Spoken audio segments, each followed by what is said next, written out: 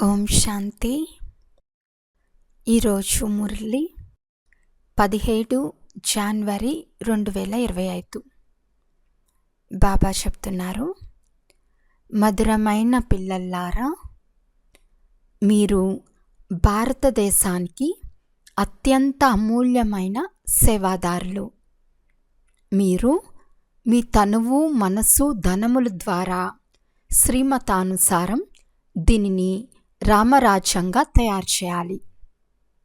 ఈరోజు ప్రశ్న: ఇప్పుడు పిల్లలైన మీరు చేస్తున్న సత్యమైన అలౌకిక సేవ ఏది?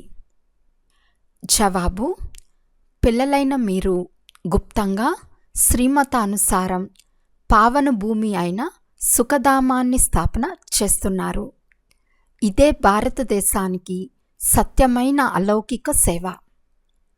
మీరు అనంతమైన తండ్రి శ్రీమతానుసారం అందర్నీ రావణుని జైలు నుండి విడుదల చేస్తున్నారు. దీని కొరకు మీరు పావనంగా అయ్యి ఇతరులను పావనంగా చేస్తారు. పాట: నయనహీనులకు దారిని చూపండి. ఓం శాంతి. ఓ ప్రభు, ఈశ్వర, పరమాత్మ అని అనటంలో, తండ్రి అని అనటంలో ఎంతో వ్యత్యాసం ఉంది. ఓ ఈశ్వర, ఓ ప్రభు అని అనటంలో ఎంతో గౌరవం ఉంది. వారిని తండ్రి అని కూడా అంటారు. తండ్రి అను పదం చాలా సాధారణమైనది. తండ్రులైతే అనేక మంది ఉన్నారు. ప్రార్థనలో కూడా ఓ ప్రభు, ఓ ఈశ్వర అని అంటారు. బాబా అని ఎందుకు అనరు? వారు పరంపిత కదా. బాబా అను పదము అణచివేయబడినట్లు ఉంటుంది. పరమాత్మ అనే పదం ఉన్నతంగా ఉంటుంది, ఆకర్షించుకుంటుంది. ఓ ప్రభు, నయనహీనులకు దారి చూపండి అని పిలుస్తారు. బాబా, మాకు ముక్తి, జీవన్ముక్తికి మార్గాన్ని తెలియచేయండి అని ఆత్మలంటాయి. ప్రభు అను పదం ఎంతో గొప్పది. పిత అను పదం తేలికైనది. ఇక్కడకు తండ్రి వచ్చి అర్థం చేయిస్తున్నారని మీకు తెలుసు. లౌకిక పద్ధతిలో తండ్రులు చాలామంది ఉన్నారు. మీరే తల్లి, తండ్రి అని పిలుస్తారు కూడా.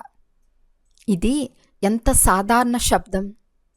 ఈశ్వర, ప్రభు అని అనటం వలన వారు ఏమైనా చేయగలరని భావిస్తారు. బాబా వచ్చి ఉన్నారని ఇప్పుడు పిల్లలైన మీకు తెలుసు. తండ్రి చాలా ఉన్నతమైన సహజమైన మార్గాన్ని తెలియచేస్తారు. నా పిల్లల్లారా, మీరు రావణుని మతానుసారం కామచిత్తుపై ఎక్కి భస్మమైపోయారు. ఇప్పుడు నేను మిమ్మల్ని పావనంగా చేసి ఇంటికి తీసుకెళ్లేందుకు వచ్చానని బాబా అంటారు.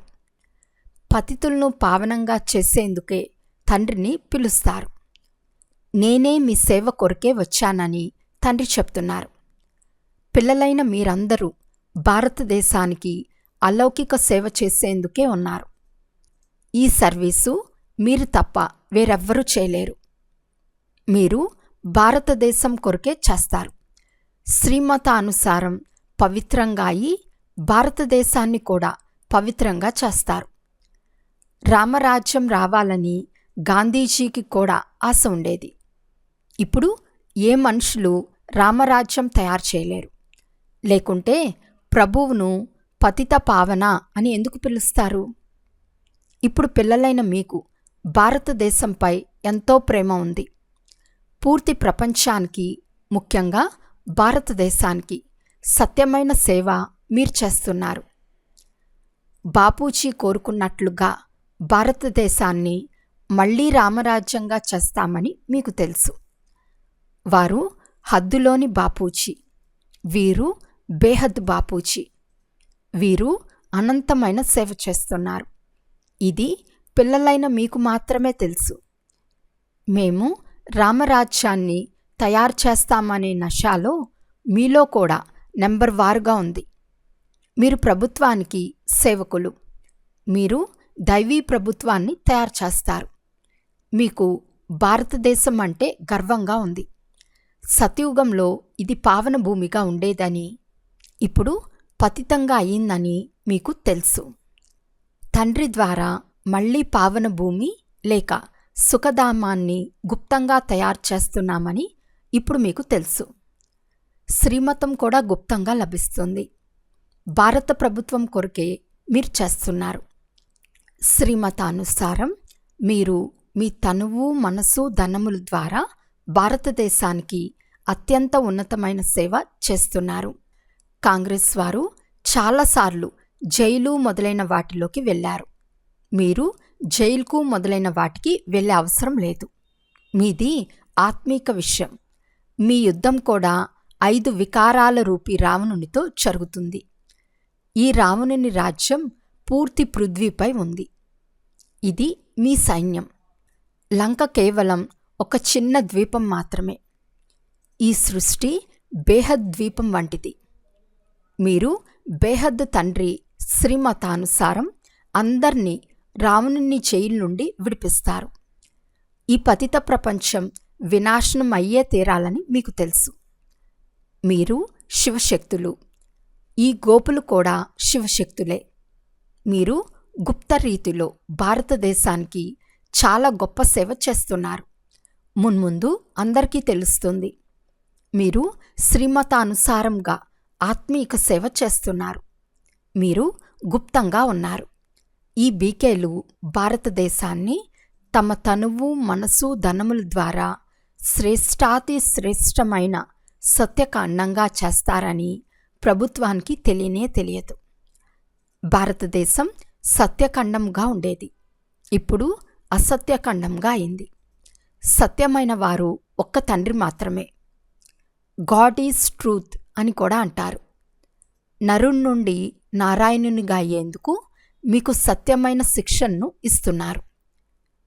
తండ్రి చెప్తారు, కల్పకృతం కూడా మిమ్మల్ని నరుని నుండి నారాయణునిగా చేశాను. రామాయణంలో అయితే ఏమేమో కథలు కూర్చుని రాసేశారు. రాముడు వానర సైన్యాన్ని తీసుకున్నారని చెప్తారు. మీరు ముందు కోతుల వలె ఉండేవారు. ఇది ఒక సీత విషయం కాదు. మనం రావణ రాజ్యాన్ని వినాశనం చేసి రామరాజ్యాన్ని ఎలా స్థాపన చేస్తామో తండ్రి అర్థం చేయిస్తున్నారు. ఇందులో ఎలాంటి కష్టమూ మాటే లేదు. వారు ఎంతో ఖర్చు చేస్తారు. రావణుని బొమ్మను తయారు చేసి తగలపెడతారు. ఏమీ అర్థం చేసుకోలేరు. గొప్ప గొప్ప వ్యక్తులందరూ చూచేందుకు వెళ్తారు. విదేశీయులకు కూడా చూపిస్తారు. కానీ ఏమీ అర్థం చేసుకోరు. మేము భారతదేశానికి సత్యమైన ఆత్మీక సేవ చేస్తున్నామని పిల్లలైన మీకు మనస్సులో ఉమంగం ఉందని ఇప్పుడు తండ్రి చెప్తున్నారు. మిగిలిన ప్రపంచమంతా రావణుని మతానుసారం నడుస్తోంది. మీరు రాముని శ్రీమతానుసారం నడుస్తున్నారు. రాముడు అనండి, శివుడు అనండి, అనేక పేర్లు పెట్టేశారు. పిల్లలైన మీరు భారతదేశానికి శ్రీమతం అనుసరించి సేవ చేసే అత్యంత విలువైన సేవాదారులు. ఓ పతిత పావన, వచ్చి మమ్మల్ని పావనంగా చేయండి అని కూడా అంటారు. సత్యుగంలో మనకు ఎంత సుఖం లభిస్తుందో మీకు తెలుసు. అపారమైన ఖజానా లభిస్తుంది.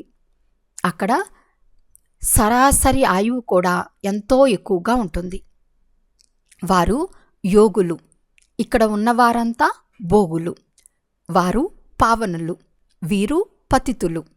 రాత్రికి పగలుకు ఉన్నంత వ్యత్యాసముంది. కృష్ణుని కూడా యోగి అని అంటారు. మహాత్మాని కూడా అంటారు. నిజానికి అతనే సత్యమైన మహాత్ముడు, సర్వగుణ సంపన్నులు అని వారిని మహిమ చేస్తారు. ఆత్మ, శరీరం రెండూ పవిత్రంగా ఉంటాయి. సన్యాసులైతే గృహస్థుల వద్ద వికారాల ద్వారా జన్మ తీసుకుని మళ్లీ సన్యాసులుగా అవుతారు. ఈ విషయాలను ఇప్పుడు మీకు తండ్రి అర్థం చేస్తున్నారు. ఈ సమయంలో మనుషులు అధర్మస్థులుగా, దుఃఖితులుగా ఉన్నారు. సత్యుగంలో ఎలా ఉండేవారు? ధార్మికులుగా, న్యాయవంతులుగా ఉండేవారు. 100% సంపన్నంగా ఉండేవారు. రాత్రి పగలుకున్నంత వ్యత్యాసముంది. ఇది ఖచ్చితంగా మీకు మాత్రమే తెలుసు. భారతదేశం స్వర్గం నుండి నరకంగా ఎలా అయిందో ఎవరికీ తెలియదు. లక్ష్మీనారాయణను పూజిస్తారు, మందిరాలు నిర్మిస్తారు, కానీ కొద్దిగా కూడా అర్థం తెలియదు. మంచి మంచి హోదాలలో ఉన్నవారికి, బిర్లాకు కూడా లక్ష్మీనారాయణులు ఈ పదవి ఎలా పొందారో, ఏం చేశారో మీరు అర్థం చేయించవచ్చు. వారి కర్తవ్యాలను తెలుసుకోకుండా పూజ చేయటం అనగా అది రాతి పూజ లేక బొమ్మలను పూజించటమే అయింది. క్రీస్తు ఫలానా సమయంలో వచ్చాడని, మళ్ళీ వస్తాడని ఇతర ధర్మాల వారికి తెలుసు. కనుక పిల్లలైన మీలో ఎంత గుప్తమైన ఆత్మిక నశ ఉండాలి. ఆత్మకు ఖుషి కలగాలి. అర్ధకల్పం దేహాభిమానులుగా అయ్యారు, ఇప్పుడు అశరీరులుగా అవ్వండి. మిమ్మల్ని మీరు ఆత్మగా భావించండి అని తండ్రి చెప్తున్నారు. మన ఆత్మ తండ్రి ద్వారా వింటూ ఉంది. ఇతర సత్సంగాలలో ఇలా ఎప్పుడూ భావించరు. ఈ ఆత్మిక తండ్రి కూర్చుని ఆత్మలకు అర్థం చేయిస్తున్నారు. అన్నీ వినేది ఆత్మయే కదా. నేను ప్రధానమంత్రిని, ఫలానా వాడిని అని ఆత్మనే చెప్తుంది. ఆత్మనే ఈ శరీరం ద్వారా నేను ప్రధానమంత్రిని అని చెప్తుంది. ఆత్మలమైన మేము పురుషార్థం చేసి స్వర్గంలోని దేవీ దేవతలుగా అవుతున్నామని ఇప్పుడు మీరంటారు. నేను ఆత్మ, ఇది నా శరీరం. ఆత్మాభిమానులుగా అవటంలోనే చాలా కష్టపడవలసి వస్తుంది. క్షణక్షణం స్వయాన్ని ఆత్మగా భావించి తండ్రిని స్మృతి చేస్తూ ఉంటే వికర్మలు వినాశనమవుతాయి. మీరు అతి విధేయులైన సేవకులు. కర్తవ్యం గుప్తంగా చేస్తారు, కనుక నశ కూడా గుప్తంగా ఉండాలి. మేము ఈశ్వర్య ప్రభుత్వానికి ఆత్మీక సేవాదారులము. భారతదేశాన్ని స్వర్గంగా చేస్తాము. కొత్త ప్రపంచంలో కొత్త భారతదేశం ఉండాలి, కొత్త ఢిల్లీ ఉండాలి అని బాపూజీ కూడా కోరుకునేవారు. ఇప్పుడు కొత్త ప్రపంచం అయితే లేదు. ఈ పాత ఢిల్లీ శ్మశానంగా అవుతుంది, తర్వాత మళ్ళీ ఫరిస్తాన్గా అవుతుంది. ఇప్పుడు దీన్ని ఫరిస్తాన్ అని అనరు. కొత్త ప్రపంచంలో ఫరిస్తాన్, కొత్త ఢిల్లీని మీరు తయారు చేస్తున్నారు. ఇవి చాలా అర్థం చేసుకోవలసిన విషయాలు. ఈ విషయాలు మర్చిపోరాదు. భారతదేశాన్ని మళ్ళీ సుఖధామంగా చేయటం ఎంత ఉన్నతమైన కార్యం. డ్రామా ప్లాన్ అనుసారం డ్రామా తప్పకుండా పాతదిగా అవ్వవలసిందే. ఇది సుఖధామం కదా. దుఃఖహర్త, సుఖకర్త అని ఒక్క తండ్రినే అంటారు. తండ్రి 5000 సంవత్సరాల తర్వాత వచ్చి దుఃఖంగా ఉన్న భారతదేశాన్ని సుఖంగా చేస్తారని మీకు తెలుసు. సుఖాన్ని కూడా ఇస్తారు, శాంతిని కూడా ఇస్తారు. మనస్సుకు శాంతి ఎలా లభిస్తుంది అని మనుషులు అడుగుతారు. ఇప్పుడు శాంతి మధురమైన ఇల్లైన శాంతిధామంలో మాత్రమే ఉంటుంది. అక్కడ శబ్దం ఉండదు, దుఃఖము ఉండదు, సూర్యుడు చంద్రుడు మొదలైనవి కూడా ఉండవు.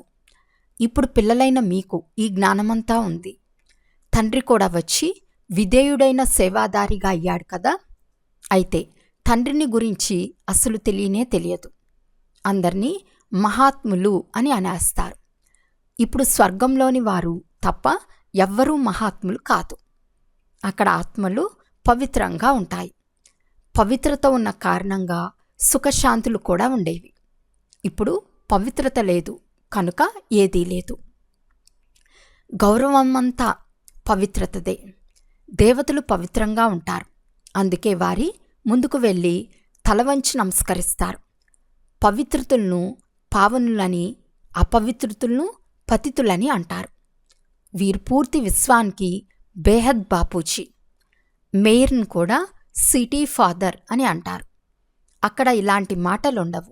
అక్కడ నియమానుసారంగా రాజ్యం నడుస్తుంది. ఓ పతిత పావన రండి అని పిలుస్తారు. ఇప్పుడు పవిత్రులవ్వండి అని తండ్రి చెప్తే ఇది ఎలా జరుగుతుంది? సంతాన ఉత్పత్తి ఎలా అవుతుంది? సృష్టి వృద్ధి ఎలా అవుతుంది అని అడుగుతారు. ఈ లక్ష్మీనారాయణులు సంపూర్ణ నిర్వీకారులని వారికి తెలియదు. పిల్లలైన మీరు ఎంతటి వ్యతిరేకతను సహించవలసి వస్తుంది? డ్రామాలో కల్పకృతం ఏం జరిగిందో అదే మళ్ళీ పునరావృతం అవుతూ ఉంది. అలాగని డ్రామా అని చెప్పి ఆగిపోరాదు.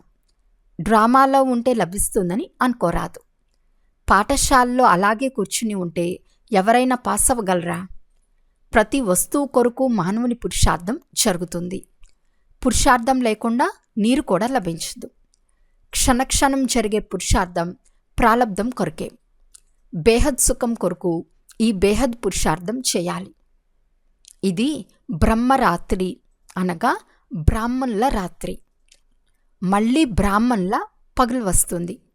శాస్త్రాల్లో కూడా చదివేవారు కానీ ఏమీ అర్థం చేసుకునేవారు కాదు. ఈ బాబా స్వయంగా కూర్చుని రామాయణము, భాగవతము మొదలైనవి వినిపించేవాడు. పండితునిలా కూర్చునేవాడు. అది భక్తి మార్గం అని ఇప్పుడు అర్థం చేసుకున్నాడు. భక్తి వేరు, జ్ఞానం వేరు. తండ్రి చెప్తున్నారు, మీరందరూ కామచిత్పై కూర్చుని నల్లగా అయిపోయారు. కృష్ణుని కూడా శ్యామసుందరుడు అని అంటారు కదా. పూజారులు అంధవిశ్వాసం గలవారు. ఎంతటి భూత పూజ, శరీర పూజ అనగా పంచతత్వాల పూజ అయింది. దీనినే వ్యభిచారి పూజ అని అంటారు. భక్తి మొదట అవ్యభిచారిగా ఉండేది. ఒక్క శివుణ్ణే పూజించేవారు. ఇప్పుడు ఏ పూజలు జరుగుతున్నాయో చూడండి. తండ్రి అద్భుతాన్ని కూడా చూపిస్తారు. జ్ఞానాన్ని కూడా అర్థం చేయిస్తున్నారు. ముళ్ళ నుండి పుష్పాలుగా చేస్తున్నారు. దాన్ని పుష్పాల తోట అని అంటారు. కరాచీలో ఒక పఠాన్ వ్యక్తి కాపలాదారునిగా ఉండేవాడు. అతడు కూడా ధ్యానంలోకి వెళ్ళి, నేను స్వర్గానికి వెళ్ళాను, ఖుదా నాకు పుష్పం ఇచ్చాడు అని చెప్పేవాడు. ఆయనకు చాలా మజా కలిగేది. వారు 7 అద్భుతాలు అని అంటారు. వాస్తవానికి విశ్వంలో అద్భుతం అంటే స్వర్గమే. ఇదెవరికీ తెలియదు. మీకు ఎంత ఫస్ట్ క్లాస్ అయిన జ్ఞానం లభించింది. మీరు ఎంత ఖుషీగా ఉండాలి. ఎంత ఉన్నతమైన బాప్దాదా, ఎంత సాధారణంగా ఉన్నారు. నిరాకారులు, నిరహంకారులు అని తండ్రినే మహిమ చేస్తారు. తండ్రి వచ్చి సేవ చేయాలి కదా. తండ్రి సదా పిల్లలకు సేవ చేసి వారికి ధన సంపదలనిచ్చి తాను మాత్రం వానప్రస్థ స్థితిని తీసుకుంటారు. పిల్లలను తలపైకి ఎత్తుకుంటారు. పిల్లలైన మీరు విశ్వానికి యజమానులుగా అవుతారు. మధురమైన ఇంటికి వెళ్ళి మళ్ళీ మధురమైన సామ్రాజ్యాన్ని తీసుకుంటారు. నేను రాజ్యాన్ని తీసుకోనని తండ్రి చెప్తారు.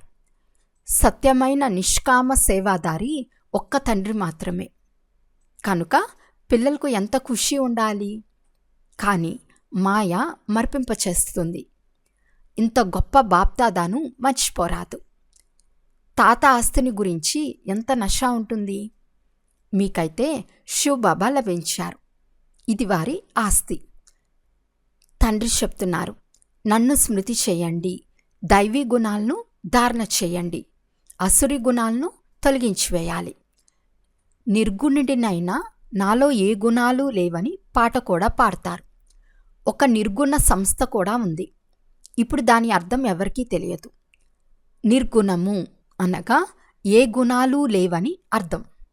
అయితే వారు అర్థం చేసుకోరు. పిల్లలైన మీకు తండ్రి ఒక్క మాటను అర్థం చేయిస్తారు. మేము భారతదేశం సేవ చేస్తున్నాము. మేము సర్వుల బాపూజీ ఎవరైతే ఉన్నారో వారి శ్రీమతానుసారం నడుస్తున్నాము అని చెప్పండి. శ్రీమద్ భగవద్గీత మహిమ చేయబడింది. అచ్చా, మధురాతి మధురమైన అపురూపమైన పిల్లలకు మాతాపిత బాప్దాదాల ప్రియ స్మృతులు మరియు గుడ్ మార్నింగ్. ఆత్మిక పిల్లలకు ఆత్మిక తండ్రి నమస్తే. ఆత్మిక తండ్రికి ఆత్మిక పిల్లల యొక్క ప్రియ స్మృతులు మరియు నమస్తే నమస్తే నమస్తే. ధారణ కొరకు ముఖ్య సారం. ఫస్ట్ పాయింట్, ఎలాగైతే ఉన్నతమైన బాప్దాదా సాధారణంగా ఉంటారో అలా చాలా చాలా సాధారణంగా నిరాకారి నిరహంకారులుగా ఉండాలి. తండ్రి ద్వారా ఫస్ట్ క్లాస్ జ్ఞానం ఏదైతే లభించిందో దాన్ని మననం చేయాలి.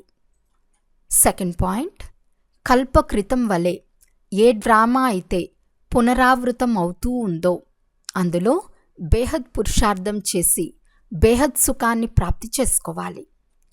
డ్రామా అని అంటూ ఎప్పుడు ఆగిపోరాదు. ప్రాలబ్ధం కొరకు పురుషార్థం తప్పకుండా చేయాలి. ఈరోజు వరదానము: అవ్యక్త స్వరూపం యొక్క సాధన ద్వారా శక్తిశాలి వాయుమండలాన్ని తయారు చేసే అవ్యక్త ఫరిస్తా భవ. వాయుమండలాన్ని శక్తిశాలిగా చేసే సాధనము మీ అవ్యక్త స్వరూపం యొక్క సాధన. దీనిపై మాటిమాటికి అటెన్షన్ ఉండాలి. ఎందుకంటే ఏ విషయాన్ని సాధన చేస్తారో ఆ విషయమే గమనం ఉంటుంది. కనుక అవ్యక్త స్వరూపం యొక్క సాధన అనగా పదే పదే అటెన్షన్ యొక్క తపస్య ఉండాలి. అందుకు అవ్యక్త ఫరిస్తా భవ యొక్క వరదానాన్ని స్మృతిలో ఉంచుకుని శక్తిశాలి వాయుమండలాన్ని తయారు చేసే తపస్య చేయండి. అప్పుడు మీ ముందుకు ఎవరు వచ్చినా వారు వ్యక్తం మరియు వ్యర్థ మాటల నుండి అతీతమైపోతారు. స్లోగన్: సర్వశక్తివంతుణ్ణి ప్రత్యక్షం చేసేందుకు ఏకాగ్రత శక్తిని పెంచండి. అచ్చా. ఓం శాంతి.